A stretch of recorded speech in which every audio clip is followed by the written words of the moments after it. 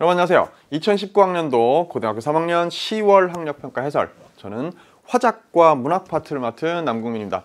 자, 이렇게 해설 강의를 통해서 1년째 계속 쭉 만나오고 있는데요. 어떤 사람들은 또 N수생들은 벌써 2년째, 3년째 만나고 있는 사람도 있겠죠. 우리 이 해설 강의도 이제는 사실은 올해의 해설 강의는 사실은 마지막인 셈입니다. 그렇죠? 왜냐하면 여러분들 이제 본 수능 해설은요, 여러분 아마 들을 필요가 없을 거기 때문에, 그렇죠? 시험 끝나고 와, 해방이다 그러고 막 그냥 신나게 못했던 거 많이 하는, 그런 충분히 하는, 잠도 충분히 자고 또 친구랑 영화도 보러 가고 읽고 싶었던 책도 많이 읽고, 또 어떤 사람은 게임도 하고 막 운동도 신나게 하고요. 그런 기쁜 날들을 상상을 하게 될 겁니다. 자, 그래서 여러분이 아마 귀 기울여 들어야 할 마지막 해설 강의일, 오늘의, 그러니까 올해의 마지막 해설 강의일, 이 강의를 이제 본격적으로 시작하는데요.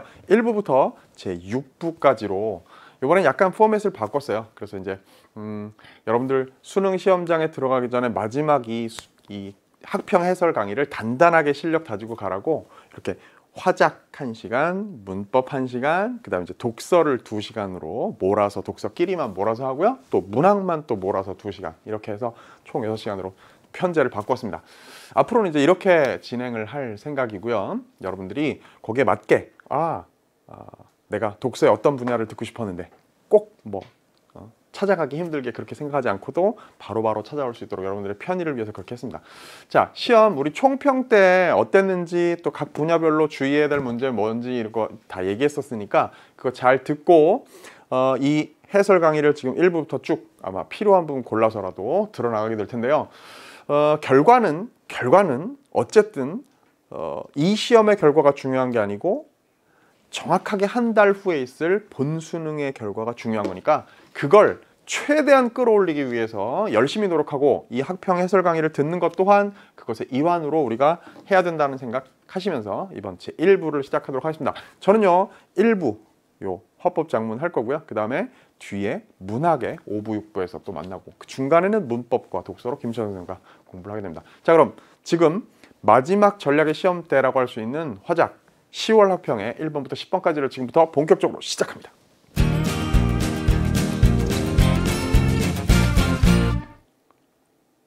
총평에서 얘기했었죠. 요게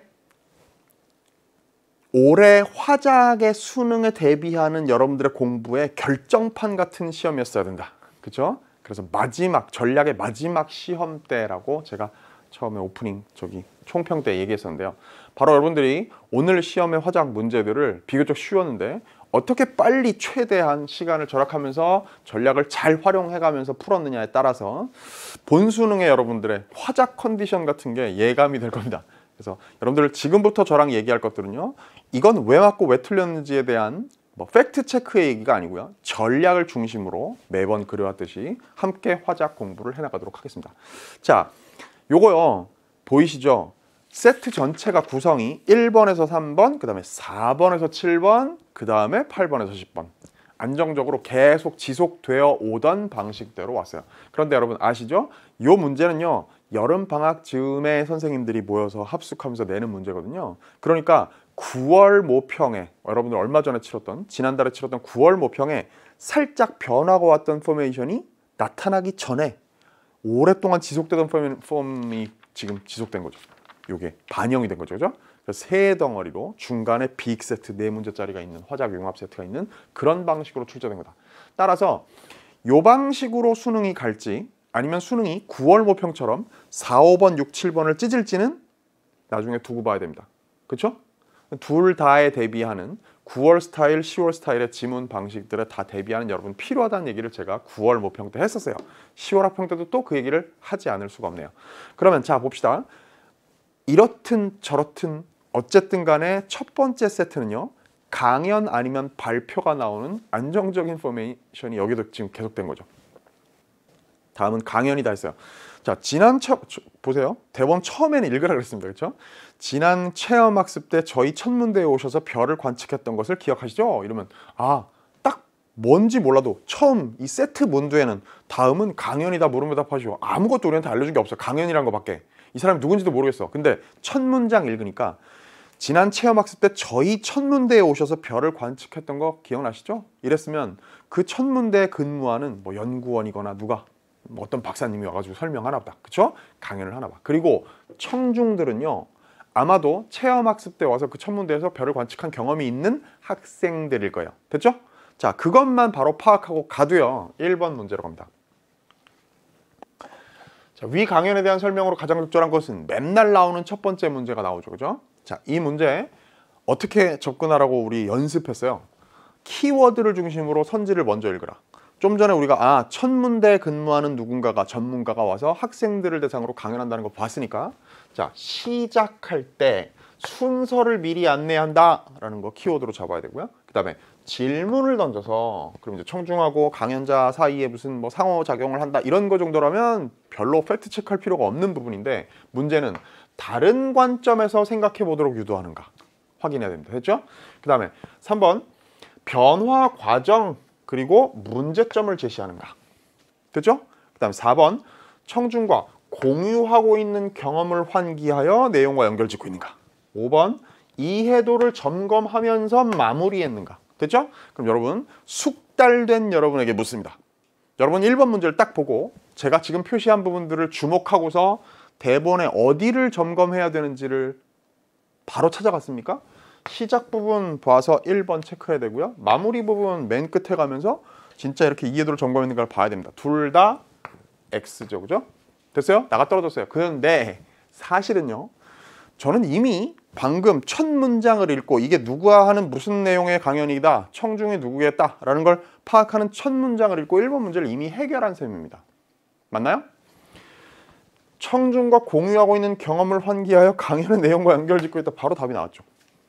왜? 첫 문장이 뭐였어요? 여러분 지난 체험학습 때 우리 천문대에 와서 별 관측했던 거 기억나시죠? 게임 끝난 거예요.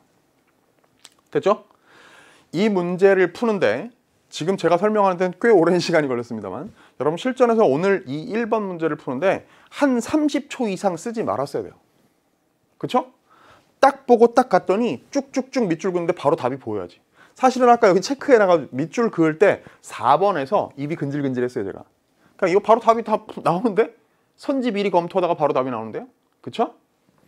나머지를 수능 실전에 대비해서 보충 설명을 살짝 하겠습니다. 이 문제의 경우 답이 너무나 쉽게 나왔습니다만, 만약에 그렇지 않았다 할지라도, 자, 우리 연습한 대로 얘기해 봅시다. 이런 경우에는 맨 앞과 맨 끝만 보면 돼. 그런데 특히 시작할 때 순서를 미리 안내하는 건 주로 어디 나와요? 맨 처음에는 인사해야지. 그쵸? 안녕하세요, 저는 누굽니다부터 나오겠죠. 대본에서 1문단 마지막에 요게 나오는 거 기억나시죠? 대개의 경우 그래요. 뭐 어쩌고저쩌고. 자, 그럼 지금부터 저는 이런 순서로 강연을 진행하겠습니다가 항상 대본의 1문단 끝에 나와. 그죠? 어디를 체크해야 되는지를 찾아가야 되는 선지 종류다라는 거 알아두시고요. 그 다음에 요 3번 선지도요, 생각해 봅시다. 이거 딱 2번 문제 보니까 비주얼이 딱 보는 순간 알겠다. 이거 뭔가 옛날에 있었던 뭔가 천문대가 나오고 이거 무슨 거기에 2문단 부분에 봅니다만 그 천상열차 분야지도라고요. 그게 이제 이 뭐예요? 그 태조가 요런 천문도를 비석에다 새겼다는 걸 이제 소개하고 설명하는 내용이에요. 그럼 보세요. 그것 자체가요, 이 강연의 내용, 강연이란 게 주로 그렇습니다만 강연의 내용이요, 뭔가 역사적인 유적, 유물, 뭔가 어떤 대상을 소개하고 설명하는 내용이잖아요. 그럼 보세요. 변화 과정은 있을 수 있다 치고요. 이 분야 지도라는 게 어떻게 달라졌는지를 변화를 내용이 포함되어 있을 수도 있다고 칩시다. 그냥 아직은 상상의 영역이에요. 그에 수반되는 문제점을 제시한다는 건 애초에 이건요, 강연의 주제 중심 화제하고 안 어울리는 선지입니다. 됐죠? 이런 것도 여러분들이 예리하게 섬세하게 미리 판단할 수 있어야 되고요. 그 다음에 질문을 던지는 건 나올 텐데, 물음표 있는 데만 확인하면 될 텐데, 문제는 강연자와는 다른 관점에서 생각해 보도록 유도하는 거는 사실은 이 화제의 경우하고 딱 맞는, 그러니까 딱 잘 어울리는 선지는 아닐 거라고요. 그렇죠? 불가능한 건 아닙니다만 정답이 될 가능성에 대한 얘기라는 거예요. 가장 적절한 거 하나 고르는 거니까. 답은 쉽게 나왔습니다만 이런 스타일의 선지들이 수능에서 나왔을 때 각각을 어떤 걸 팩트 체크를 해야 되는지를 이야기하고 있습니다. 됐죠? 자, 1번 문제 해결됐습니다. 2번 갑니다. 사실 여러분 대부분 그렇게 느낄 텐데 이번 화작 문제들 가운데 이 2번 문제가 제일 어려웠어요. 그죠? 상대적으로 약간 무시무시함이 느껴지지. 왜냐하면 막 기역, 니은, 디귿, 리을, 미음이 이렇게 달려있는데 이게 마치 대본 전체를 다 검토하면서 내용에 의존하고 있는 문제인 것처럼 얼핏 생겼거든요. 생긴 게 험악해요. 그렇죠? 그런데 여러분 직감적으로 전략을 잘 활용한 사람은 이걸 할 수 있었어야 됩니다. 자, 2번 문제 딱 보세요. 기역, 니은, 디귿, 리을, 미음. 이거 결국 뭐죠? 2번 문제 보세요. 보기는 강연에서 활용한 자료이다. 이 자료를 활용해서 강연에서 이걸 띄워놨다는 거죠. 화면에다가. 그죠? 그러면서 설명을 했단 말이에요. 그 설명 내용이 지문이고. 그럼 그랬을 때 이에 대한 이해로 적절하지 않은 것을 내놓고 기역, 니은, 디귿, 리을, 미음에 대한 이런 걸 언급했다. 이게 선지니까요. 결국 뭐라고요?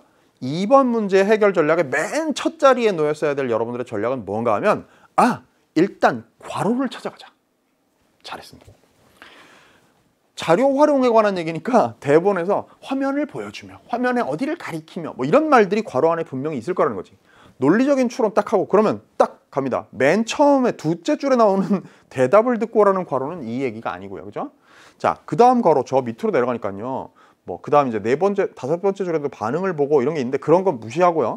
이 문단의 4째 줄에 보니까 화면에 글자들을 가리키며 했네요. 그럼 이거 기억이지. 여기 글자가 있으니까.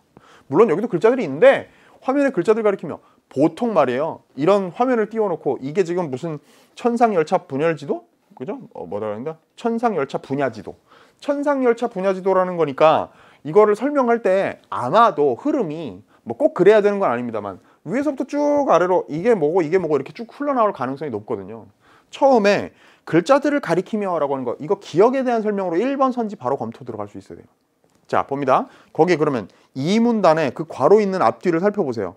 여기 천상이라는 글자가 보이시죠? 하늘의 형상을 뜻합니다. 옆에 열은 무슨 뜻일까요? 펼쳐놓았다는 뜻입니다. 그리고 차와 분야라는 구획을 나눠 체계적으로 별을 표시했음을 의미합니다. 이 의미는요. 뜻은 그냥 훌훌훌훌 읽어서 그냥 지나가 버리게 하세요. 기억할 필요가 없어요. 뭘 하고 있는지만 알면 되거든요. 1번 선지 봅니다. 글자들을 가리키며 천상열차 분야지도라는 명칭에 대해 설명하였다. 됐죠? 방금 우리가 읽었던 문장의 의미는 모르겠으나 명칭에 대해 설명하고 있다는 건 기억에 남았죠? 됐어요? 그럼 됐습니다. 1번 통과. 2번. 그 다음 밑에 쭉 내려가 보죠. 4문단에 가니까요. 화면을 가리키며 있습니다. 그죠? 그러면서 뭐라고 해요? 첫 문도 중앙에는 원형의 별 그림인 성도가 있습니다. 그랬고요. 성도의 가운데 부분을 확대해 보겠습니다. 우리가 함께 첫 문제에서 봤던 별자리가 보이시나요? 반응을 보고 많은 분들이 찾으셨군요. 그럼 지난번에 관측했던 북극성도 잘 찾으셨겠네요. 여기 북극성을 중심으로 작은 원이 그려져 있습니다. 이게 보세요. 여기 지금 기억 얘기하다가요. 방금 읽은 새로운 괄호, 말하자면 화면에 대한 두 번째 괄호, 자료 활용에 대한 두 번째 괄호의 언급이 딱 보니까 디귿에 대한 얘기를 넘어와 버렸어요. 그래서 거기 보니까요. 보세요. 거기에 여기 북극성을 중심으로 한 작은 원이 그려져 있습니다. 작은 원이 그려져 있는 거 요 안에 보이시죠? 요거? 그쵸? 그러면서 이 원은 계절에 관계없이 항상 관측할 수 있는 하늘의 범위를 나타냅니다. 요거는 디귿. 3번 선지 디귿을 확대해 보여주며 북극성을 중심으로 1년 내내 관측할 수 있는 하늘의 범위가 성도에 그려져 있음을 제시하는 거 맞잖아요. 됐죠? 그럼 처음에 얘 맞았고 그 다음 얘 맞았어. 벌써 직감이죠. 느낌 왔어. 답은 2번이야. 요 니은을 아마 건너뛰었다는 강한 의심이 듭니다. 지금. 그쵸? 니은 부분에 대한 설명이 안 나왔다는 강한 의심이 든다고.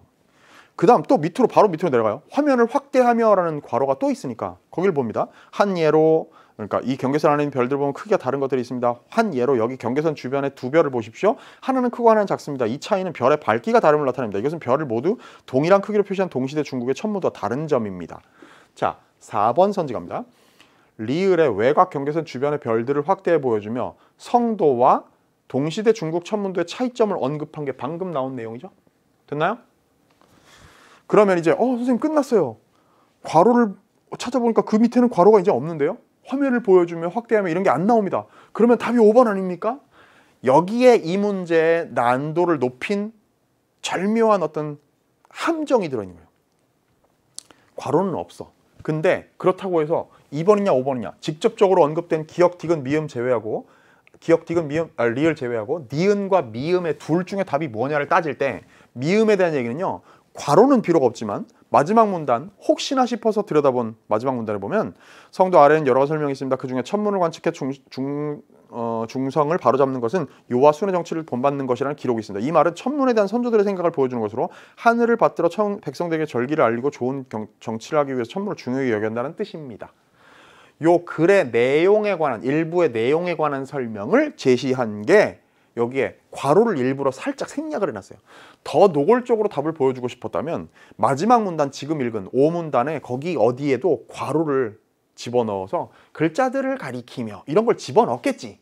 근데 그걸 살짝 빼놓으니까 난도가 싹 올라갔어요. 실제로 여러분 1, 2, 3, 4, 5, 6, 7, 8, 90 전체 화작 올해 이 10월 합격 문제 중에 아마 제일 많이 학생들이 틀린 문제가 바로 이 2번일 거라고. 이렇게 살짝 난도를 높여놓으니까 5번 선지 봅니다. 미음의 일부를 인용하며 방금 인용된 부분이 있었죠. 거기에 인용하며 선조들이 천문을 중요하게 여겼음을 제시하였다. 방금 5번 선지 해당되는 거 5문단에서 확인했거든요. 됐다고. 얘만 없죠. 답이 2번이에요. 됐죠? 요거는요. 제가 지금 상세하게 설명을 했습니다만 실전에서 급한 마음으로 빨리 풀어야 되겠다는 의욕을 가지고 빡 덤벼들어서 괄호를 중심으로 팍팍팍팍 검토했으면 니은이 생략되어 있다는 거, 여기에 대한 설명이 따로 나와 있지 않다는 사실을 발견하는 건 그다지 어렵지 않고요.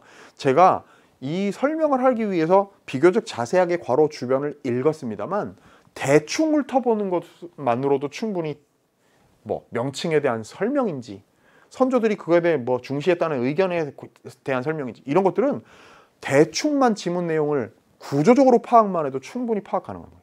됐죠? 답이 2번입니다. 자, 2번 문제. 2번 문제 조금 주의합시다. 자, 3번으로 갈게요. 딱 보는 순간 반가워. 이 문제 고향을 떠난 문제 대표적인 생김새 딱 보고 고떠문 딱 떠올렸어야지. 고향을 떠난 문제다. 즉 뭐예요? 지문과 관계없는 요 학생 1, 2, 3의 요 말들과 밑에 있는 선지들 사이의 정합성 결합만 보면 되는 그런 연결고리 점검 문제입니다. 됐죠? 갑니다. 천체망원경 없이 하늘을 관측했다니 놀랍네. 관련 자료를 찾아봐야겠어. 또 어떤 기준으로 차와 분야의 구획을 나누는지도 알아봐야겠어. 그랬어요. 그러면 뭐가 놀랍고 더 찾아봐야 되겠다는 얘기를 한 애가 학생 1이에요. 그럼 1번 선지 봅니다. 학생 1은 강연에서 사용한 자료의 출처를 확인하며 정보의 신뢰성을 점검하고 있다. 땡! 답 나왔네. 왜? 적절하지 않은 거 하나 고르는 건데? 답 1. 되게 고마워요. 지금 여러분 보세요. 1, 2, 3번 세트 전부 다 이런 식으로 원래 우리 연습한 대로 풀어왔잖아요. 그러면 이 문제들 다 푸는데 1분도 안 걸려요. 그렇지 않겠습니까? 딱 보고 자 제가 한번 요약 정리해 볼게요. 1번 맨 앞에 지문 첫 문장 읽고서 무슨 강연이구나 봤더니 바로 1번 문제 다 튀어나왔어요. 2번 괄호 있는 데만 조회하니까 니은 건너뛰는 순간 강한 의심. 1, 3, 4, 5번 팩트체크. 답 2번 골랐죠? 그 다음 3번 문제 와가지고요. 이거 학생 1 얘기 읽고 당연히 보세요.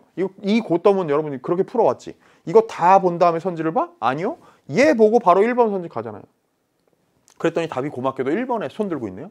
저예요. 왜? 여기 자료의 출처가 확인되어 있는 게 어디 있어요? 찾아봐야 되겠다 그랬죠. 관련 자료를 찾아보겠다 그랬죠. 자료의 출처가 어디 있어? 그리고 또 정보의 신뢰성을 점검했다고요? 믿을 수 있는지 없는지를 점검했습니까? 아니, 그런 얘기 어디 있어요? 없죠. 얘는요. 저 뒤에 4번 선지 보세요. 학생 1과 학생 2는 강연의 내용과 관련해 궁금한 점에 대해 조사해야겠다고 생각하는 건 얘는 그런 얘기 했지. 그죠? 니은도 마찬가지. 따로 찾아봐야겠어. 이런 얘기 있으니까 4번 선지 맞는 얘기로. 됐죠? 답 찾았어요. 2번. 조선시대 별자리를 체계적으로 학생 2번. 학생 2. 조선시대 별자리를 체계적으로 정리한 천문도가 있었음을 알게 돼 유익했어. 보통 이런 말들에 주의해야 되죠. 놀랍네. 그렇죠? 유익했어. 또 뭐 이해할 수 있었어. 알게 되어 좋았어. 이런 말들. 긍정적인 반응들. 그렇죠? 자, 그런데 이런 의미가 궁금했는데 설명해주지 않아서 아쉬웠어. 이런 거 나오거든요. 꼭 이런 애가 있어요. 그죠? 이건 이랬더라면 더 좋았을 거야. 이런 애들이 한 명 꼭 캐스팅 됩니다. 그죠? 그러니까 따로 찾아봐야겠어 했으니까 보세요. 유익했다. 그런데 이런 점은 아쉬웠다. 더 찾아봐야지. 이게 학생 2예요. 그러니까 2번 선지 강연 내용의 설명이 부족한 부분이 있다는 점을 지적한 거 맞죠? 아쉬웠던 거. 그 다음에 4번 선지에서처럼 관련하여 궁금한 점에 대해 조사해야 되겠다고 생각하는 거 맞잖아요. 그죠? 그 다음 학생 3 갑니다. 태조가 조선 건국의 정당성 확보를 중요하게 여겼다고 알고 있었는데 사전 지식, 배경 지식 활용. 이를 바탕으로 천상열차 분야지도의 제작 목적을 이해할 수 있었어. 천문이 정치와 관련이 있었다는 것을 알게 되어 좋았어. 그럼 3번 선지 봅니다. 배경 지식 활용했고요. 그 다음에 궁금한 점에 대해 아니죠. 강연에서 언급한 내용을 이해하고 있어. 요걸 통해 가지고. 그쵸? 그 다음에 5번 선지 2와 3은 강연을 통해 새로운 사실을 알게 된 것을 긍정적으로 평가하는 거. 됐네? 아까 얘가 그랬고 얘도 유익했어. 얘도 좋았어. 자, 됐죠? 첫 번째 강연 세트. 저 왼쪽에 있는 긴 지문 다 읽었습니까? 필요 없어요. 물론 이런 전문적인 지식들은 알면 삶이 풍요로워지고 좋죠. 그런데 우리는 지금 수능을 한 달 앞두고 있고요. 수능에서 이 지문을 통째로 스킵할 수 있느냐 없느냐가 여러분들의 등급을 가릅니다. 왜? 뒤에 결국 다른 어려운 문제들을 풀 시간을 최대한 확보해야 되니까. 여러분 이 문제, 이 세트 잘 봐야 됩니다. 이렇게 쉽게 답을 찾게 만들어준 세트를 선물을 받아주지 않고 그냥 고지식하게 이걸 전부 다 지문을 읽은 사람이 있다면 크게 반성해야 될 시점이에요. 됐죠? 화작에 대한 눈을 아예 바꿔야 됩니다. 자, 그 다음 4번에서 7번 빅세트로 갑니다. 화작 융합이죠. 문도에 뭐라고 돼 있어? 가는 도서부원들 간의 토의예요. 자, 그럼 화법은 토의를 가지고 냈다는 얘기야. 그 다음에 나는 가를 바탕으로 쓴 안내문의 초고입니다. 그러면 장문은 안내문이고요. 안내문은 어떤 정보를 전달하는 글이죠. 그죠? 뭔가를 설명하는 정보를 전달하는 글이야. 목적이 설득이 아니라 정보 전달입니다. 됐죠? 자, 그렇다면 가의 화법 문제 4번, 그 다음에 5번도 역시 화법 문제, 화법 2문제, 그 다음 6번, 7번은 뭐? 장문 문제. 우리가 아주 익숙한 포맷이죠. 자, 그랬을 때 이 4번 문제 같은 걸 제가 뭐라고 부릅니까? 길잡이 문제. 왜? 이 문제들은 전형적으로 특성이 어떻다고? 난도는 낮아. 선지 판단은 되게 쉬워요. 그런데 요 골고루 흩어져 있는 기역, 니은, 디귿, 리을, 미음을 선지 체크를 하는 순간 이 전체 토의의 큰 틀을, 이 내용을 다 이해하게 된다. 적어도 거기 부분까지는. 그렇죠? 자, 갑니다. 기억. 도서부에서 매년 진행하고 있는 동글동글 독서 대화의 참여 인원이 재작년에 이어 작년에도 줄었어. 그랬습니다. 그럼 보세요. 이게 벌써 무슨 자기네가 행사를 하는 거야. 독서 대화라는 걸 하는데 그게 참여 인원이 자꾸 해마다 줄고 있다는 게 문제 상황인 거예요. 그거에 대한 대책을 논의하기 위한 토의가 지금 벌어진 거예요. 의제가 뭐라고? 아, 자기네가 주최하는, 도서부에서 주최하는 행사의 인원을 늘릴 방안, 참여 인원 늘릴 방안. 됐죠? 그러니까 논의할 내용과 관련 있는 문제 상황을 제시하고 있는 발화이다. 맞네요. 매년 줄고 있어. 됐죠? 그 다음에 그래서 학생 이가 뭐라고 얘기했나 봐요. 사실 읽어나가도 괜찮아요. 자, 니은 부분으로 바로 건너뛰어 봅시다. 맞아, 그리고 했으니까 앞에 학생 이가 뭐라고 얘기를 했나 보지. 무슨 원인에 대해서 뭐 얘기를 했을 거야. 그러니까 그거 대충 한번 대충 딱 보니까 책이, 도서가, 읽어야 할 도서가 한 권뿐이었기 때문에 그래서 참여하지 않았던 것 같아. 그랬더니 학생 3이 받는 말로 맞아, 그리고 홍보 부족도 문제야 라고 얘기하면서 니은에서 작년엔 도서관 앞 게시판에만 일주일 정도 안내문을 붙여놓았거든. 그러면 홍보 부족이 문제라는 자신의 견해를 뒷받침하는 사실을 근거로 제시하고 있는 발화. 맞죠? 그쵸? 홍보가 부족했다. 그랬더니 디귿에 가서 선정도서가 한 권밖에 없었고 홍보가 부족했던 점을 개선해야겠구나 라고 학생 1이라는 지금 의장 역할을 담당하고 있는 아이가 얘기했어요. 그랬더니 앞서 논의한 내용을 정리하여 제시하고 있는 발화인 거 맞잖아요. 앞에서 두 친구들이 얘기했던 걸 종합해서 정리하는 발화 맞죠? 됐어요. 이런 발화는 참 고맙죠. 왜? 요 디귿이 맞는 선지인 순간 위에 있는 말들을 다 자세히 안 읽어도 무슨 얘기를 각각 했는지를 알 수 있게 해주니까. 됐죠? 정신 똑바로 차려야 됩니다. 화작 풀 때는요. 정신을 집중해서 최대한 약삭 빠른 길을 찾아나가야 된다 그랬어요. 그쵸? 자, 리을 갑니다. 자신이 처했던 상황을 근거로 문제를 해결할 수 있는 대안을 제시하고 있는 발화인지 한번 봅시다. 리을. 우리 모둠에서도 화제가 잘 맞지 않아 책의 내용에 대해 깊이 있는 이야기를 나누지 못했던 것 같아의 대안이 어디 있어? 갑 찾았네. 됐죠? 자, 그렇다면 리을은 그 바로 앞에 있는 아이가 학생 3이 말이에요. 화제가 잘 맞지 않아서 내용이 산만했었어. 그래서 아쉬웠대. 라고 얘기하니까 맞아, 우리 모둠도 그랬어. 라고 얘기하는 게 리을이에요. 됐죠? 자, 미음 갑니다. 이제부터는 그럼 해결 방안, 개선 방안을 얘기해 보자. 그러니까 토의를 진전시키기 위해 앞으로 논의할 내용을 제시하고 있는 바라는 거 맞잖아.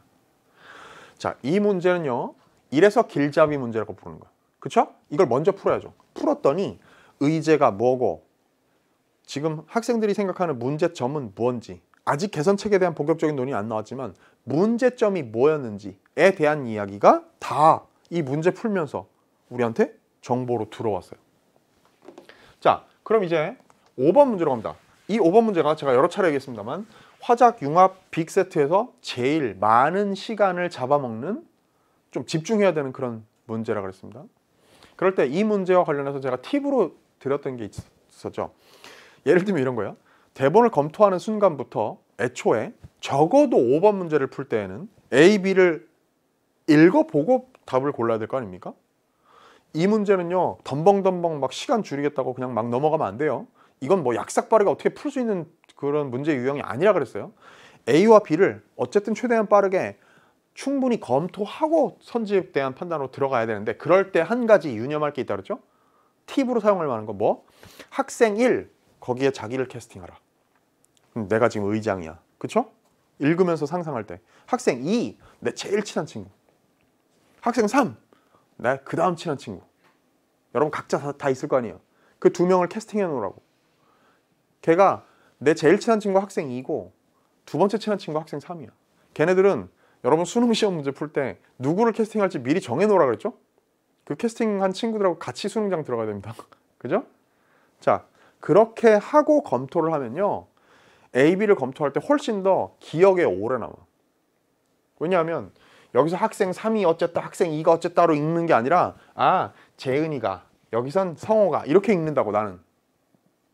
그러니까 훨씬 더 그 이 선지들의 진위 판단이 훨씬 더 생생하고 살아있게 된다는 거죠. 이런 약삭빠른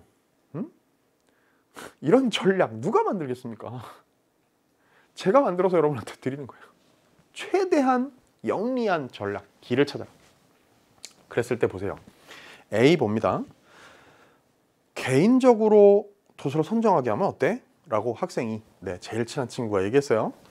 그랬더니 그럼 다양해져서 좋지만 모듬 꾸리기가 어렵겠어. 그 문제점을 얘기하는 거죠. 그러니까 도서부에서 추천 받아가지고 3권 선정하는 게 좋겠어 라고 대안을 얘기합니다. 됐죠?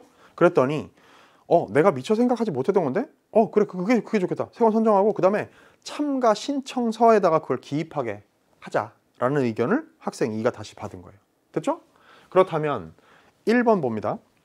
A에서는 학생 3이 뭘 했다고? 상대 의견의 문제점. 이때 상대는 학생 2인데 내 제일 친한 친구인데 그죠? 문제점을 지적하며 대안을 제시하고 있는 거 맞죠? A 부분에서 이거 맞아요. 그죠? 왜? 얘가 뭐라 그랬으니까 야 그럼 모둠 꾸리기가 어려워져. 다양해지는 건 좋지만 책이 종류가. 그러니까 추천받아가지고 선생님하고 학생들한테 추천받아가지고 3권 정해가지고 하게 하자. 대안 제시했어요. 됐네요? 그럼 얘는 일단 이건 맞아요. 그죠? B로 갑니다. 우리 도서부에서 선정 도서별로 화제를 미리 정해 제시하는 건 어떨까? 아까 화제가 막 여러 가지로 뭐 저희 분산돼 있어서 어지러웠다는 얘기 했었으니까. 그랬더니 학생 2가 뭐라고 하는가 하면 다양한 관점에서 다루고 싶어 할 텐데 화제를 우리가 일방적으로 정하는 건 안 좋지 않을까? 자, 그러면 보세요. 학생들이 이야기 나누고 싶은 내용을 질문으로 만들어 오도록 하면 어떨까? 라고 학생 2가 문제점 제시하고요.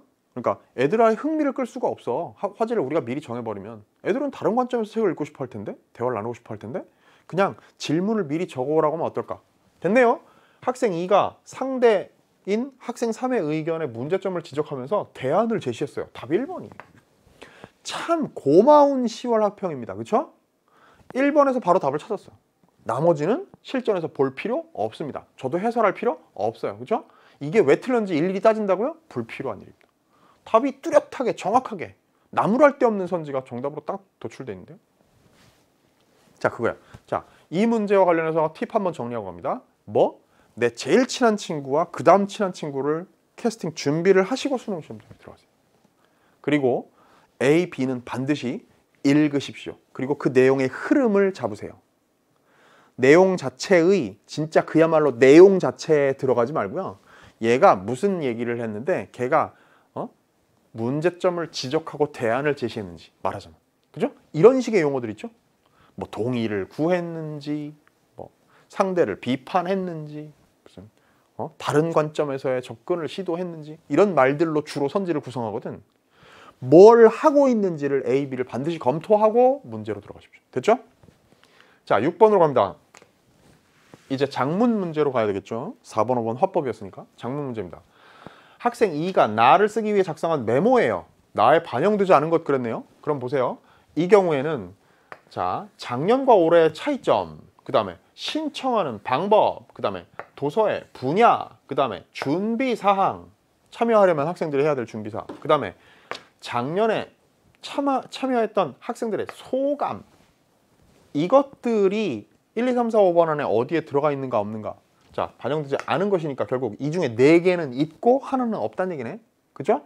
그렇다면 나 글은요 그렇게 길지 않으니까 문단 단위 스캔으로 검토를 해야 됩니다. 왜? 어차피 이거는 이 내용 일치불일치 문제니까요. 이 문제가 독서 문제라고 칩시다. 이게 딱 뭐예요? 윗글에서 다루지 않은 내용은 됐어요? 1, 2, 3, 4, 5번 해가지고 개괄적 정보 확인 문제 유형이야 사실은요. 이게 작문 문제지만 사실은 독서 문제라니까. 결국에 이 문단 안에서 내용으로 다루지 않은 거 찾으라는 거 아닙니까? 대충 봅시다. 대충 보면요. 여러분 어쩌고 함께 갖고 있습니다. 그 행사 자체에 대한 소개를 하고 있나 봐요. 그죠? 이 문단 가니까요. 올해는 이렇게 합니다. 이번에는 어떻게 합니다. 작년과 달리 어떻게 합니다. 라는 게 눈에 보여. 그러니까 얘는 됐네. 있어요. 그죠? 그 다음에 또 거기에서 무슨 얘기하는가 하면 자 이렇게 뭐 며칠까지 어디로 도서부로 신청하면 됩니다. 기입해서 제출하세요. 이런 말이 있어. 그 얘기는 그건 뭐야? 신청하는 방법이 있는 거지. 이게 지금 이 문단에서 제시가 됐다고요. 대충만 보시라니까? 내용을 꼼꼼히 읽을 필요가 없다고. 이게 무슨 독서, 무슨 과학 지문입니까? 아니죠. 대충만 체크하세요. 뭘 얘기하고 있는지만 찾아내면 되니까요. 그 다음 보세요. 3문단 가니까요. 뭐 신청하신 분들은 이렇게 제출해야 합니다. 그러면 폭넓은 대화를 나누게 될 것입니다. 라고 얘기했어. 그러니까 뭘 해야 되는지 참여하려면 준비사항을 제시하는 게 3문단에 나왔네? 맞아요? 그 다음에 4문단 가니까요. 참여했던 학생들은 이렇게 뭐 어쨌다고 좋다고 했습니다. 4문단에 2가 나와 있어. 안 나온 거 뭐? 선정할 도서의 분야에 관한 정보는 눈을 씻고 찾아도 없다. 그런데 눈을 씻고 찾을 필요까지도 없다. 문단 단위로 그냥 큰 틀로. 여러분 이런 종류의 글들은요. 비문학 지문을 그렇게 읽으면 큰일 나지만 이런 종류의 지문들, 장문에 나오는 글들은요. 정보 자체에 연연할 필요가 없기 때문에 그냥 큰 틀로 제가 늘 쓰는 말 매지가이로 스캔하라고요. 문단 단위로. 대충 보라니까요. 아, 뭐에 관한 얘기를 하고 있구나. 뭐에 관한 얘기를 하고 있구나. 됐죠? 충분히 답을 찾아낼 수가 있습니다. 자, 7번 갑니다. 나를 작성한 후에 학생들이 퇴고 과정에서 나눈 대화예요. 참고해서 가를 수정 보완한 내용을 가장 적절한 것은. 이런 문제도 항상 출제되죠. 이게 결국 뭐죠? 이게 결국 고쳐쓰기의 문제이긴 합니다만 사실 이 문제의 민낯은요. 조건에 따른 표현하기예요. 이게 결국 이런 식으로 고치자. 그러니까 가라고 되어 있는 저희가 준비한 독서대화에 많은 참여를 바랍니다. 라는 문장을 어떻게 바꿔? 가장 잘 바꾼 거 골라라. 그 얘기는 곧 뭐냐 하면 아무 무슨 구체적인 내용을 담지 못하고 있었던 가라는 쓸데없는 아이를 버리고 이 1, 2, 3, 4, 5처럼 이렇게 좀 더 길게 장황하게 쓸 건데 거기에 이 조건을 갖추어서 쓴 걸 골라라는 얘기지. 조건에 따른 표현하기예요. 됐죠? 자, 그럼 보세요. 제가 조건에 따른 표현하기 문제에서 유형의 2가지에 대해서 세분화해서 설명을 여러 차례 했습니다. 첫 번째, 내용 조건 하나, 형식 조건 하나가 있다면 형식 조건을 우선 검토하라. 그게 훨씬 빠르다. 예를 들면 뭐 의문문으로 마무리하면서 어쩌는 게 좋겠어. 이러면 끝에 물음표가 달려있는지만 보면 되거든. 그러면 선지 2개는 날아가요. 그러니까 어떻게 하면 된다? 형식 조건 먼저 검토하면 훨씬 더 시간을 단축하고 정답률도 올릴 수 있다. 뭐 예를 들면 뭐 대꾸를 활용한다. 무슨 뭐 비유법을 쓴다. 이런 거 있잖아요. 그런 거는 한눈에도 내용에 대한 깊이 있는 생각, 여러분들이 사고라는 것을 하기 전에 탈락하는 애들이 발생하잖아요. 그런데 2번째 유형입니다. 보세요. 마지막 부분에 학생들의 참여를 독려하기 위해 한 권의 책에 대해서 여러 사람이 이야기를 나눔으로써 얻을 수 있는 이점을, 됐죠? 여러 사람이 이야기를 나눔으로써 얻을 수 있는 이점을 추가하자. 내용 요소네요. 내용 조건이에요. 됐죠? 두 번째, 학생 3이 뭐라고 했어? 부재 내용을 활용. 부재가 뭐냐면 우리들의 소중한 추억이 될 독서 대화 이랬거든요. 그 부재 내용을 활용해야 돼요. 됐죠? 그러면 추억을 제공하는 행사다 이게 라는 내용을 활용하면서 함께한다는 의미도 드러내면 더욱 좋을 것 같아. 됐죠? 그러면 함께하는 추억 이거네. 종합하면 제가 지금 드리는 얘기는 뭐냐면요, 첫 번째 조건도 이런 대화의 이점을 넣자는 내용 조건이고요, 두 번째 조건도 함께하는 추억이라는 내용이 들어가 있는 내용 조건이라는 얘기예요. 이럴 때에는 여러분한테 어떤 전략을 활용하라고요? 90% 이상 선지가 두 덩이, 대개는 두 문장으로 되어 있을 것이다. 첫 번째 문장이 첫 번째 조건을, 두 번째 문장이 두 번째 조건을 지켜야 된다. 정답은. 그러면 보세요. 제가 이 얘기를 왜 하는가? 첫 부분에 이런 이점이 첫 문장에 나와 있지 않으면 바로 탈락이에요. 해볼까요? 책을 읽으면 독서 대화를 위한 이야기거리를 찾아보세요. 땡. 됐죠? 이게 이점 아니잖아요. 뒷문장 볼 필요도 없어요. 2번 가볼까? 도서부는 독서 대화를 위해 많은 준비를 하고 있습니다. 땡. 3번 볼까? 누구나 책 속에서 다양한 삶의 모습을 발견할 수 있습니다. 땡. 선생님, 이거 맞는 거 아니에요? 아니지. 한 권의 책에 대해서 여러 사람이 이야기를 나눔으로써 얻을 수 있는 이점입니까 이게? 이건 그냥 독서의 이점이지. 4번, 책을 읽으며 스스로를 돌아보면서 진정한 자신을 만날 수 있을 겁니다. 땡. 5번 갈까? 한 권의 책을 읽고 여러 사람의 생각이 모이면 넓고 깊은 깨달음에 이를 수 있습니다. 답 5번. 성급하게 판단하지 마시고 시간 한 10초만 더 줍시다. 이 문제한테. 두 번째 문장이 두 번째 조건을 지키고 있는지 한번 볼까? 이렇게 함께한 경험은 학창시절의 뜻깊은 기억으로 남을 것입니다. 됐어요? 선생님 말 중에 틀린 거 있네요. 두 개의 문장으로 구성 안 돼 있네. 세 개의 문장으로 구성되어 있어요. 미안합니다. 얘기 틀렸죠? 죄송합니다. 이 정도는 용서해줘야지. 첫 번째 문장이 첫 조건, 두 번째 문장이 둘째 조건. 됐어요? 답 5번이에요. 자, 이 문제의 유형, 출제의 원리에 대해서 알고 있는 사람이 빠르게 접근하는 방식은 그냥 무턱대고 푸는 거하고 완전히 다른 문제 해결을 가능하게 합니다. 이해됐어요? 그리고 이건 약간 성급한 얘기긴 하고 조심스러운 얘기입니다만 그냥 조심해서 알아들으세요.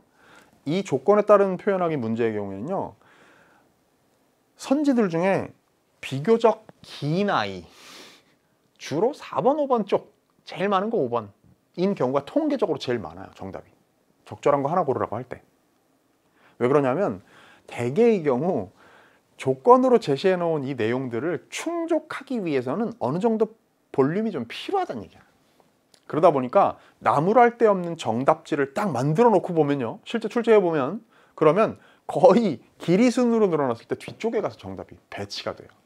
그러니까 앞쪽 검토할 때보다 뒤쪽 검토할 때 좀 더 신경 쓰시라. 답이 있을 가능성이 좀 더 높다. 이런 것도 확률에 관한 얘기예요.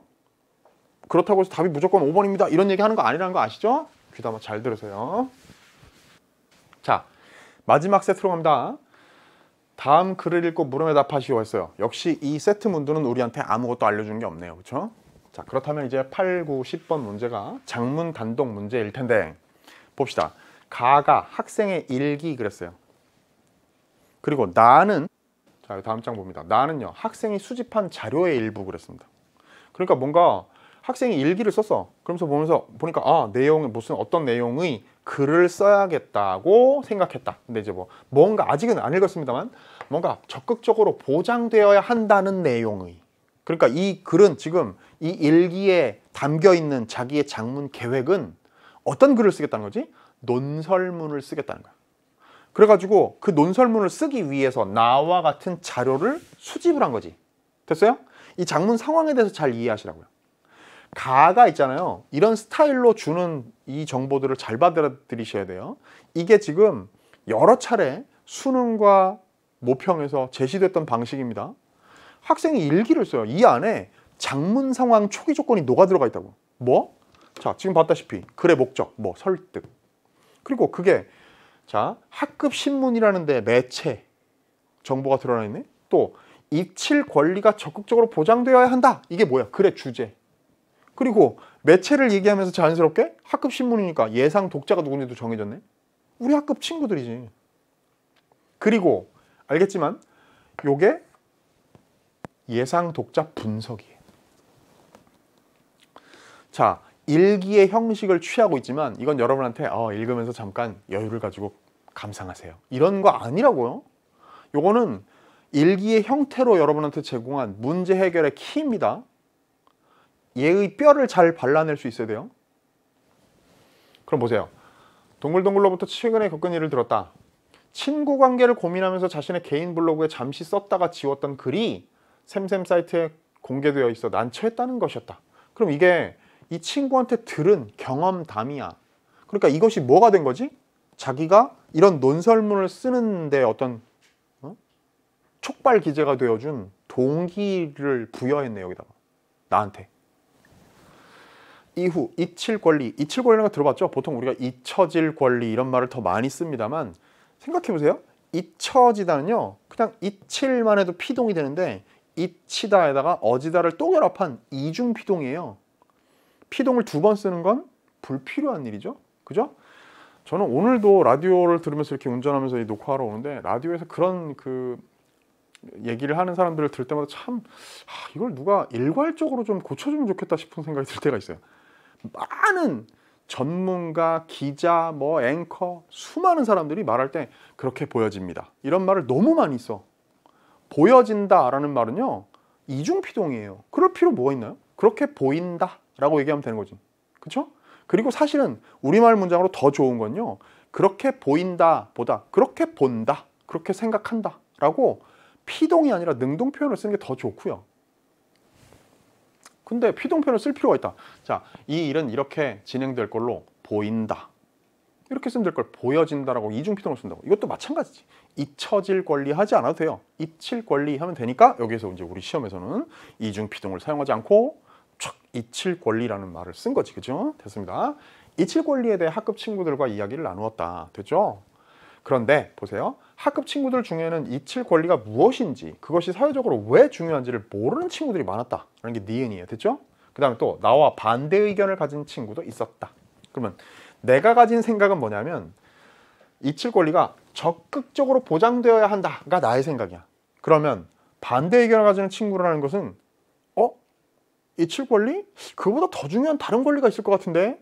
라고 생각하는 친구들도 있었다는 거죠. 됐어요? 자, 요거는 지금 나에게 장문의 동기를 부여한 어떤 그 경험담을 들은 얘기를 지금 기억으로 잡은 거고요. 니은 디귿이 뭐라고? 이게 예상 독자를 분석한 거예요.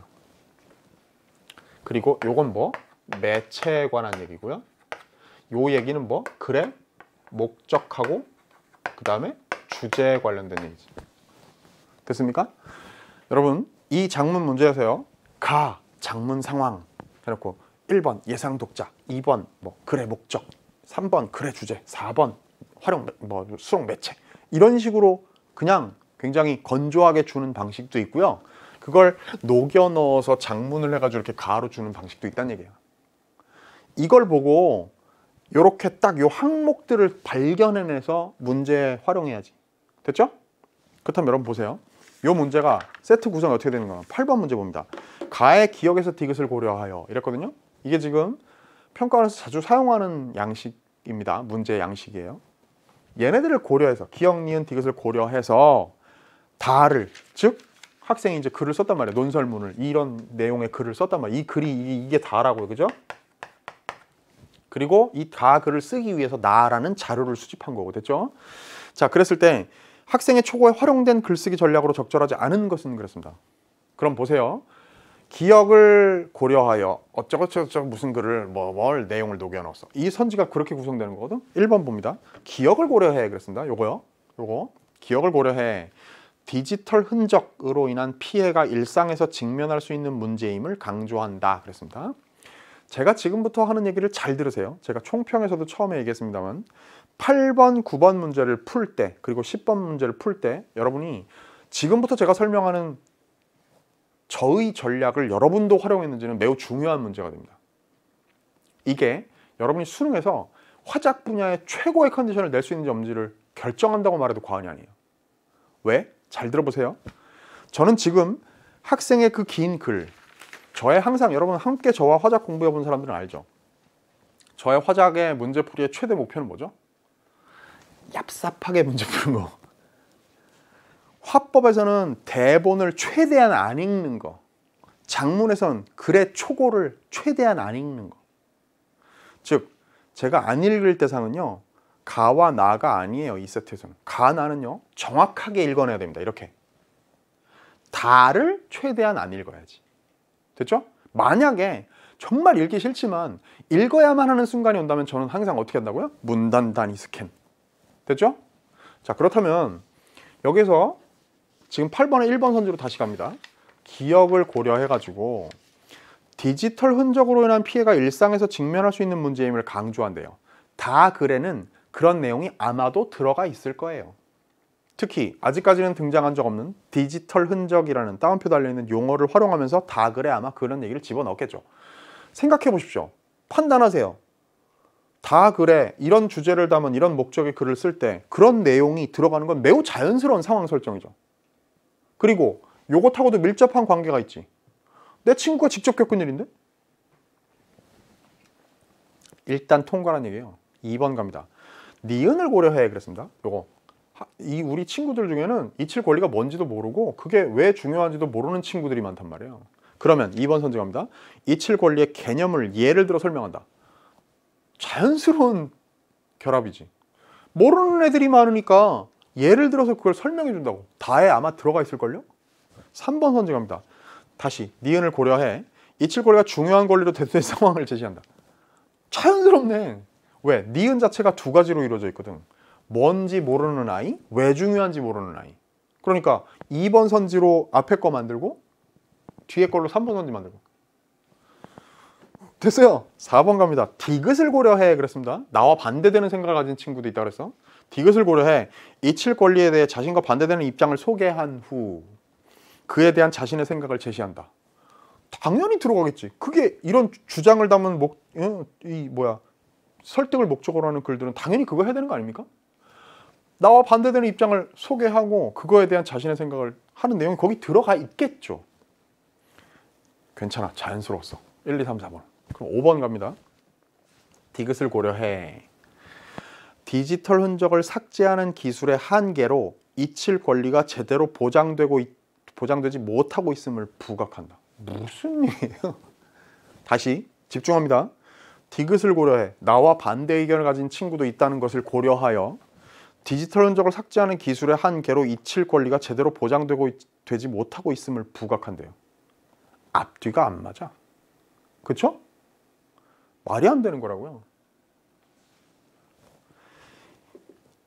이칠 권리가 제대로 보장되고 있지 못하다는 것을 부각하는 내용은 이 글 안에 들어가는 거는 자연스러울 수 있죠. 왜? 자기는 그게 적극적으로 보장되어야 한다고 필요하다고 주장하는 글을 쓸 테니까 지금 아직 좀 미진해 라는 얘기가 들어갈 수는 있어. 그런데 디귿을 고려해 라는 말하고 이게 어울리냐고.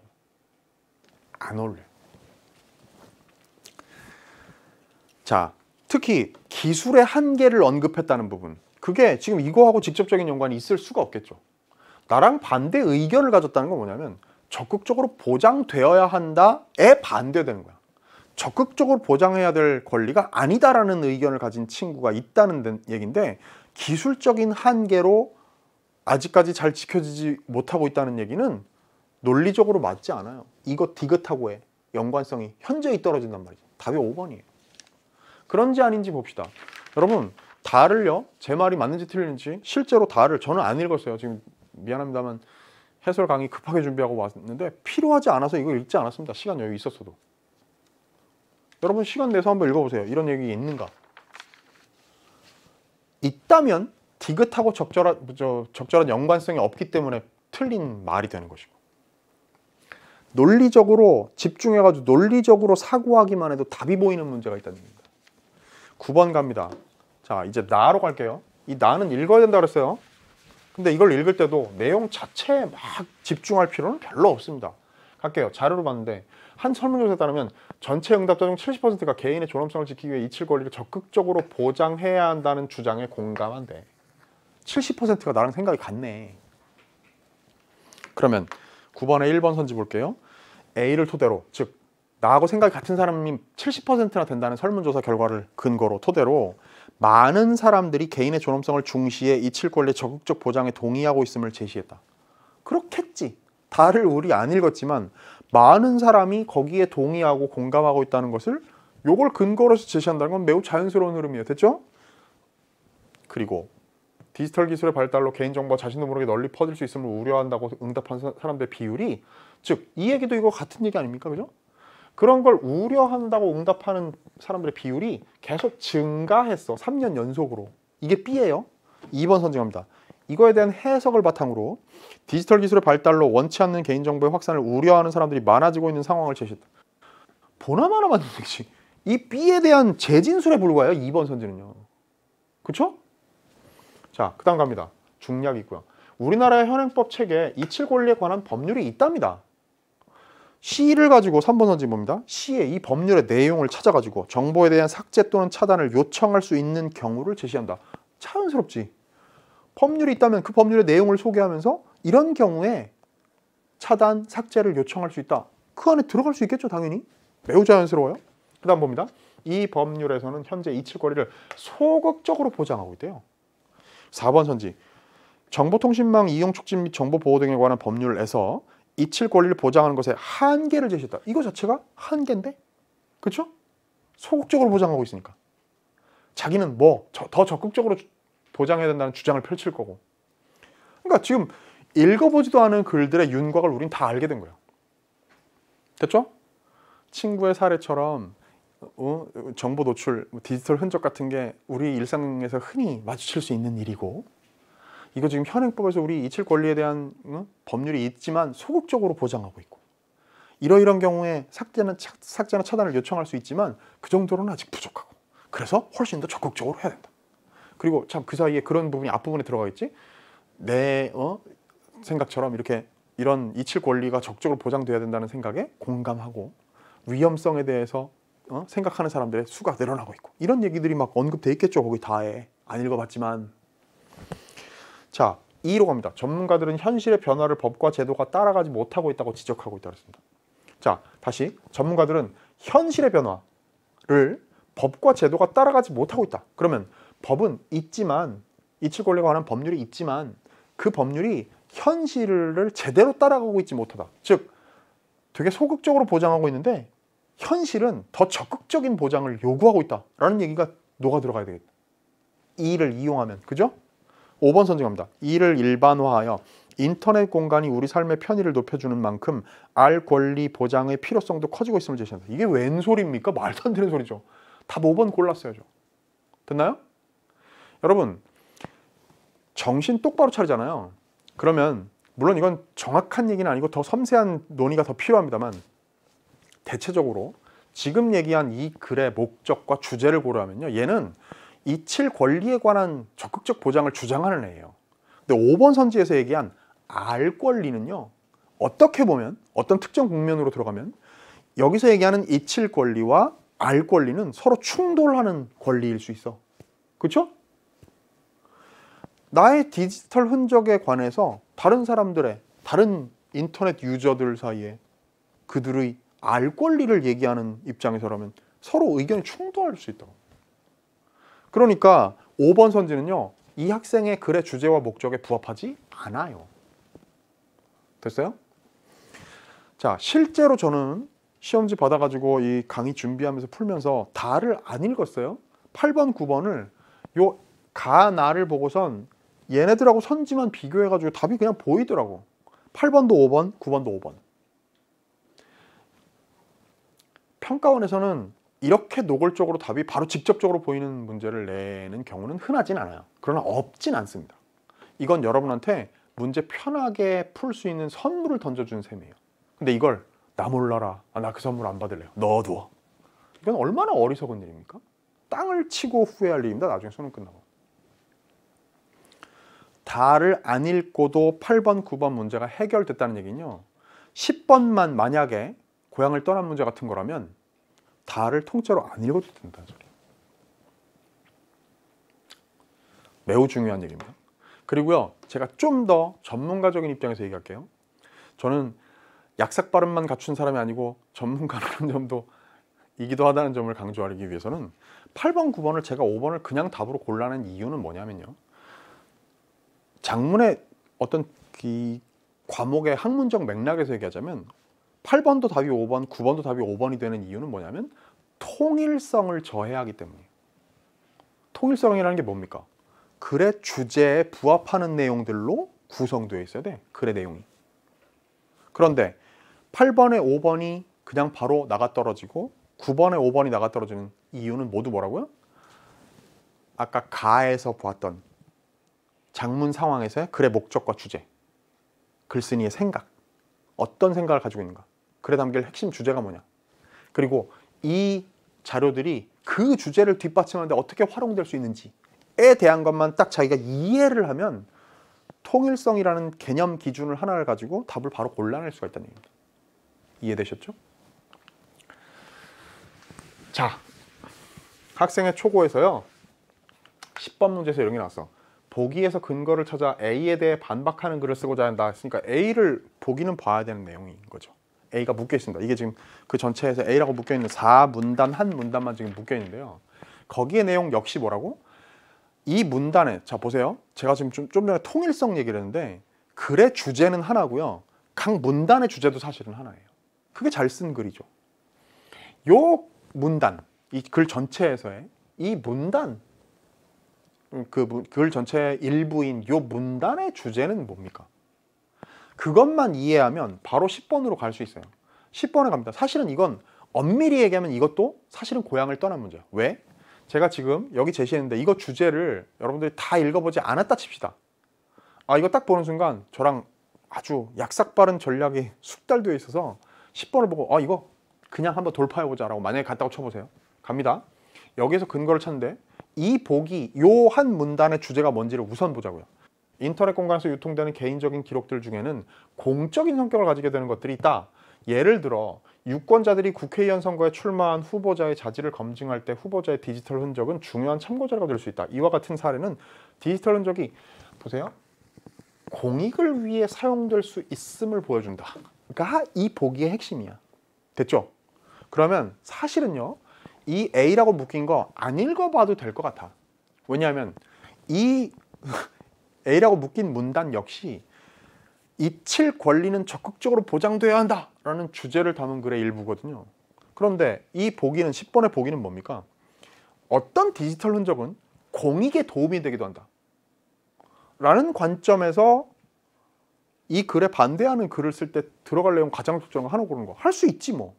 고향을 떠난 문제예요. 근본적으로는요. 봅시다. 1번. 사회의 투명성을 높인다는 이유로 사적인 자료를 활용하여 개인의 인성을 검증한다면 개인정보를 검열의 도구로 악용하게 될 것이다. 지은이의 이 글쓴이 이 학생 초고를 쓴 학생의 생각과 오히려 반대되는 쪽의 이야기지.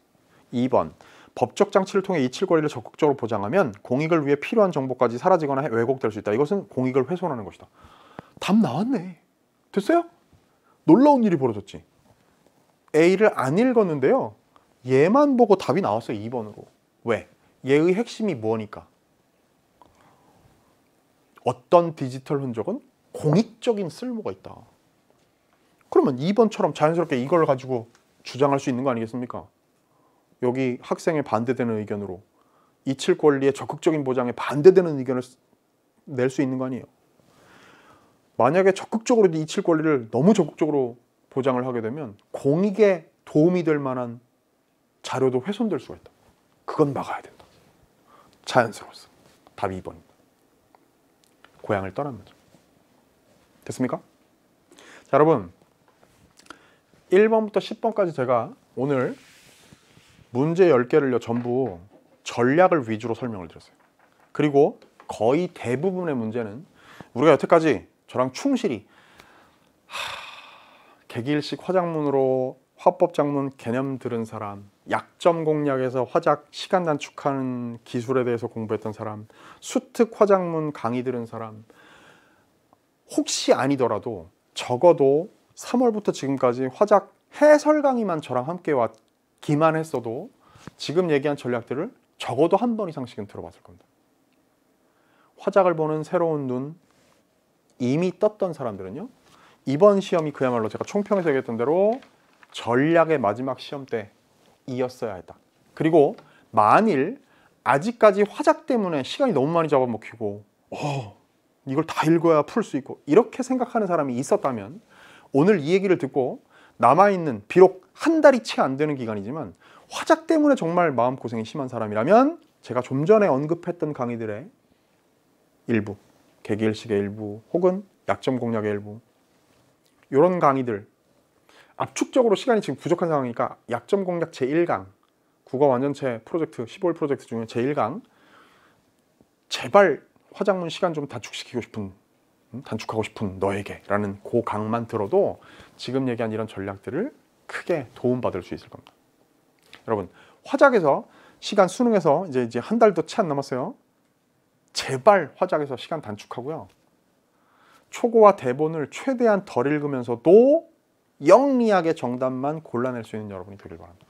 자, 1부의 내용 화작 여기까지고요. 이제 2부, 3부, 4부 이제 김철현 선생과 문법, 독서 열심히 공부하고 나서 저는 5부, 6부에서 문학으로 재밌는 시간 만들어 나가도록 하겠습니다.